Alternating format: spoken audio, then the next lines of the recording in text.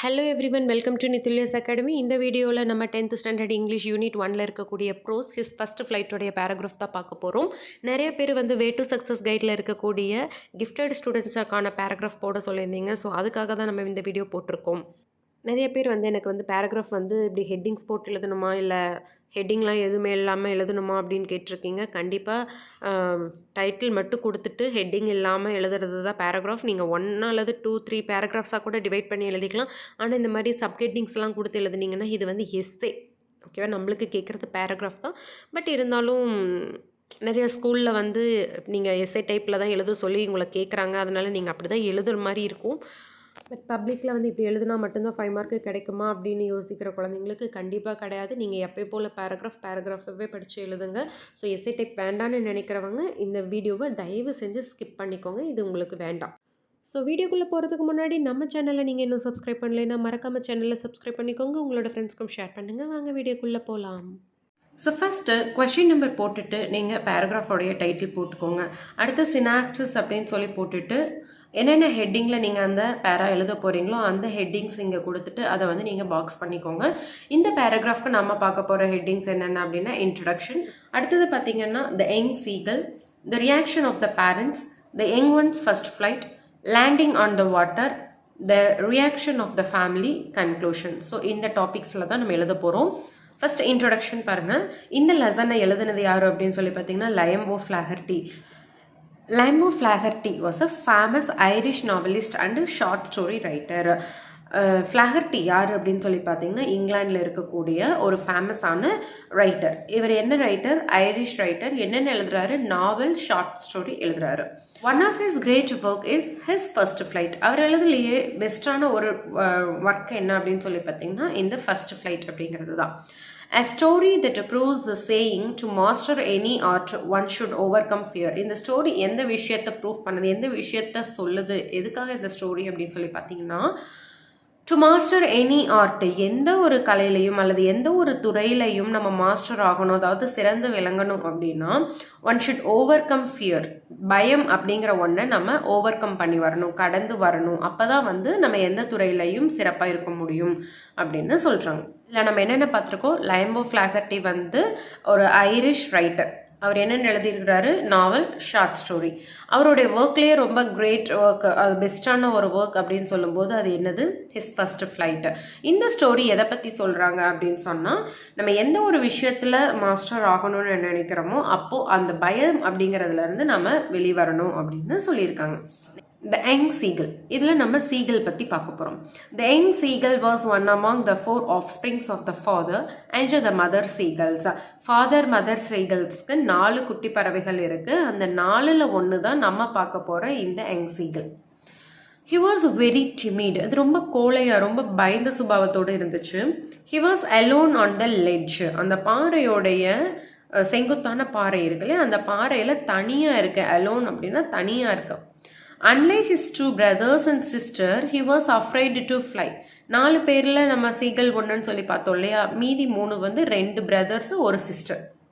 இந்த 3 மாதிரி இல்லாமல் unlike his brothers and sister, he was afraid to fly. இந்த 3 பேரும் என்ன பண்ணிட்டாங்கன்னா பறந்து போயிட்டாங்க. பட் இது மட்டும் பறக்கிறதுக்கு afraid, பயந்துக்குச்சு பறக்கிறதுக்கு. He failed to muster up the courage to fly. He failed to muster up the courage to fly. பறக்கிறதுக்கு கரேஜ், தைரியம் வேணும் ஃபஸ்ட்டு இல்லையா. ஸோ அந்த கரேஜை மஸ்டர் அப், திரட்டுறதுக்கு இது தோத்து போச்சு. அதாவது தைரியத்தை திரட்ட முடியல, அதனால் அது கோலையாக இருக்கு இல்லையா. So பயந்துக்குச்சு. He failed to muster up the courage to fly. Instead of flapping his wings and flying away, he ran back to the little hole. Instead of அப்படின்னா அதுக்கு பதிலாக, எதுக்கு பதிலாக? ஃப்ளாப்பிங் ஹிஸ் விங்ஸ், ரெக்கைகளை அடித்து, ஃப்ளாப்னா ரெக்கை அடிக்கிறது, விங்ஸ்னால் ரெக்கைகள், அதோடைய ரெக்கையை அடித்து ஃப்ளையிங் அவே, பறந்து போகிறத விட்டுட்டு அதுக்கு பதிலாக he ran back to the little hole, திரும்பி அது தங்கி இருக்கக்கூடிய இடத்துக்கே போயிடுச்சு. ஓகேவா? So next the reaction of the parents. இப்போ அந்த பேரண்ட்ஸோட ரியாக்ஷன் என்ன? அந்த பறவை பறக்கலை இல்லையா, இப்போ அதோடைய பேரண்ட்டோட ரியாக்ஷன் என்ன? His parents had come around, calling him shrilly, scolding him, threatening to let him starve on the ledge. His parents had come around. சுற்றி வராங்க. பேரண்ட்ஸ் என்ன பண்ணுறாங்க? Come around. அரவுண்ட்னு தெரியும்ல, சுற்றி சுற்றி இருக்கிறது, அரவுண்டுனா சுற்றி சுற்றி வருது. His parents had come around calling him shrilly. எப்படி கூப்பிட்றாங்க, கத்தி நல்லா சவுண்டாக கீச்சு கீச்சுன்னு கத்தும் இல்லையா, ஸோ நல்லா கத்தி கத்தி கூப்பிடுறாங்க. ஸ்கோல்டிங் ஹிம், திட்டுறாங்க, அதைய ஸ்கோல்டுனா திட்டுறது இல்லையா, ஸோ ஸ்கோல்டிங் ஹிம். அடுத்து த்ரெட்டனிங்னா பயமுறுத்துறது. என்னென்னு பயமுறுத்துறாங்க, டு லெட் ஹிம் ஸ்டார்வ், பட்டினியாக அப்படியே விட்டுருவோம், அந்த லெட்ஜ், நீ அந்த பறவை தங்கி இருக்கு இல்லையா அந்த இடத்துலையே அப்படியே உன்னை விட்டுருவோம், நீ இங்கேயே பட்டினியாக தான் இருக்கணும்னு சொல்லி பயமுறுத்துறாங்க. He had no feed, அதுக்கு யாருமே உணவு கொண்டு வந்து கொடுக்கவே இல்லை. He could find nothing, அதுக்கு அங்கேயும் எந்த உணவும் இல்லை. பட் ஆனால் the dried pieces of eggshell to eat, அங்கே வேறு என்ன மட்டும்தான் இருந்துச்சு, எக்ஷெல்லுடைய ட்ரைட் பீசஸ் தான், காஞ்சு போன முட்டை ஓடுகள் தான் கிடச்சிது. நம்ம லெசனில் மேக்ரல் ஸ்டைலும் இருக்குதுன்னு பார்த்துருப்போம், நீங்கள் வேணும்னா அதையும் இங்கே ஆட் பண்ணிக்கலாம். His parents wanted to teach him fly. எதனால அவங்க உணவு கொடுக்க மாட்டேன்ட்டாங்க அப்படின்னா, அப்போ தான் அது எப்படியாவது பறந்து வரும், அதுக்கு பறக்க சொல்லி கொடுக்கணுங்கிறதுனால அவங்க உணவு. The young one's first flight, அது ஃபஸ்ட்டு எப்படி பறந்துச்சு அப்படிங்கிறத இதில் சொல்லியிருக்காங்க. So the mother seagull showed a piece of a fish to the hungry young seagull. அது ரொம்ப பசியாக இருந்துச்சுல, இந்த சீகல் எப்படி இருந்துச்சு, பசியில் இருந்துச்சு. அப்படி பசியாக இருக்கக்கூடிய அந்த சீகல்கிட்ட அந்த மதர் சீகல் என்ன பண்ணுதுன்னா, ஒரு பீஸ் ஆஃப் ஃபிஷ்ஷை கொண்டு வந்து காட்டுது. The mother seagull showed a piece of fish, ஒரு பீஸ் ஆஃப் ஃபிஷ்ஷை வந்து அம்மா பறவை காட்டுது யாருக்கிட்ட, to the hungry seagull, hungry young seagull, அந்த பசியோடு இருக்கிற அந்த சீகல் கிட்ட. But he couldn't reach the food, அந்த அம்மா பறவை ஃபுட்டு கொண்டு வந்து கொடுத்தாலும் அந்த ஃபுட்டை இதனால என்ன பண்ண முடியல, ரீச் பண்ண முடியல, எட்டில் அதுக்கு.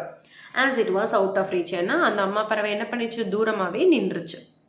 maddened by hunger he dived at the fish. பசியில் இருந்த இந்த பறவை எதையுமே யோசிக்காம கோபத்தில் ஒரு பைத்தியம் பிடிச்ச மாதிரி என்ன பண்ணுது, dived at the fish, அந்த ஃபிஷ்ஷை பார்த்து குதிச்சிருது.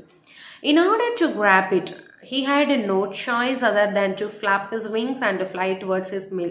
அந்த உணவை எப்படியாவது பிடிச்சு ஆகணும் அப்படிங்கிற ஒரு பட்சத்தில், in order to grab it, அந்த உணவை பிடிக்கிறதுக்காக, he had no choice, அதுக்கு வேறு வழியே இல்லை, other than எதை தவிர, to flap his wings, அதை ரெக்கை அடித்து பறந்து போய் அந்த உணவுக்கிட்ட போகணும், அதை தவிர அந்த உணவை வாங்குறதுக்கு இதுக்கு வேறு வழியே இல்லை அப்படிங்கிற மாதிரி இருக்கு. ஓகேவா. Landing on the water, he landed on the green sea and sank into it. அப்படி பறந்து போனது டயர்ட் ஆகிட்டு, சரி தண்ணியில் எல்லா பறவைகளும் உட்காந்துருக்கே, தானும் போய் உட்காரலாம் அப்படின்னு சொல்லிட்டு அதில் போய் உட்காருது. அப்படி க்ரீன் சீயில் போய் லேண்ட் ஆச்சு. And sank into it, land ஆனோடனே அதோட கால்களை வச்சோடனே அப்படியே என்னாக ஆரம்பிச்சிருச்சு, உள்ள மூழ்க ஆரம்பிச்சிருச்சு. his belly touched the water, அப்படியே கால் தண்ணிக்குள்ளே போய் மூழ்கிட்டே இருக்கும்போது அதோடைய வயிறு போய் பெல்லி வந்து என்னாகுது, touched the water, தண்ணியில் படுது. And he sank no further, அதுக்கு மேலே அது மூழ்கலை. ஃபர்தர்னா அதற்கு மேலேன்னு அர்த்தம், நோ ஃபர்தர்னா அதுக்கு மேலே இல்லைன்னு அர்த்தம். Okay, he sank no further, அதுக்கு மேலே அது மூழ்கலை. he was floating on the water, இப்போ அது தண்ணியில் என்ன பண்ணுது, மிதக்குது. ஸோ 3 பாயிண்ட்டு தான். he landed on the green sea, green seaல போய் லேண்ட் ஆனோன்னையும் அது அப்படியே உள்ளே மூழ்குது, sank into it. அப்புறம் அப்படி மூழ்கும்போது அதோடைய பெல்லி என்ன ஆகுது, டச் பண்ணுது வாட்டரை டச் பண்ணதுக்கப்புறம் he sank no further, அதுக்கு மேலே அது மூழ்கலை. ஸோ இப்போ என்ன ஆகுது, he was floating on the water, தண்ணியில் மிதக்க ஆரம்பிச்சிருச்சு. ஓகே, இப்போ அது பறந்து வந்துருச்சு இல்லையா. அடுத்தது the reaction of the family. இப்போ அந்த ஃபேமிலியோட ரியாக்ஷன் என்னன்னு பார்க்க போகிறோம். The young bird's family was very happy. அந்த ஃபேமிலி எப்படி இருக்காங்க, ரொம்ப ஹாப்பியாக இருக்காங்க. his mother swooped past him, அதோட அம்மா பறவை என்ன பண்ணுது, மேலே இருந்து அப்படியே சர்றன்னு அந்த பறவைக்கு கீழே பறந்து போகுது. his father flew over him, அதோட அப்பா பறவை அந்த பறவைக்கு மேலே அப்படி பறந்து போகுது, கடந்து போகுது. his brothers and sister were flying around him high and low out of the joy. அதோட பிரதர்ஸும் சிஸ்டர்ஸும் அதை சுற்றி பறக்குது, மேலே பறக்குது, கீழே போகுது, எல்லாமே அவுட் ஆஃப் ஜாய், சந்தோஷத்தில் இப்படிலாம் பண்ணுறாங்க. They offered him scraps of dogfish for the success of his first flight. அது மட்டும் இல்லாமல் அது முதல் முறையாக பறந்து வெற்றி சக்ஸஸ் ஆயிடுச்சு இல்லையா. ஸோ அதை கொண்டாடுறதுக்காக அவங்க என்ன பண்ணுறாங்க, டாக்ஃபிஷ் அப்படிங்கிற ஒரு ஃபிஷ்ஷோடைய துண்டை அதுக்கு சாப்பிட்றதுக்கு ஆஃபர் பண்ணுறாங்க, கொடுக்குறாங்க. Thus his natural bird instinct and his urge for survival prompted him to fly finally. So இப்படி தான் நேச்சுரல் பேர்ட் இன்ஸ்டிங்க்ட், பறவைனாவே பறக்கும் அப்படிங்கிறது இயற்கையாகவே இருக்கக்கூடிய அந்த விஷயமும், and for survival, urge for survival, உயிர் வாழணும் அப்படின்னா அந்த உணவை சாப்பிட்டு தான் ஆகணும் அப்படிங்கிற விஷயமும் கடைசியாக அதை பறக்க வச்சிருச்சு. ஓகேவா. ஸோ ஃபைனலாக வந்து conclusion, these are the struggles underwent by the young seagull to overcome its fear of flying. அந்த பறக்கணும் அப்படிங்கிறதுல இருந்த அந்த பயத்திலிருந்து வெளியில் வர்றதுக்கு இந்த மாதிரியான கஷ்டங்களை எல்லாம் இந்த சீகல் வந்து பட்டுச்சு அப்படின்னு சொல்லி இந்த ஸ்டோரி முடியுது. For more videos like this, do subscribe our channel and share it with your friends. We'll meet you with the next video. Until then, it's bye from Kausalya. Thank you.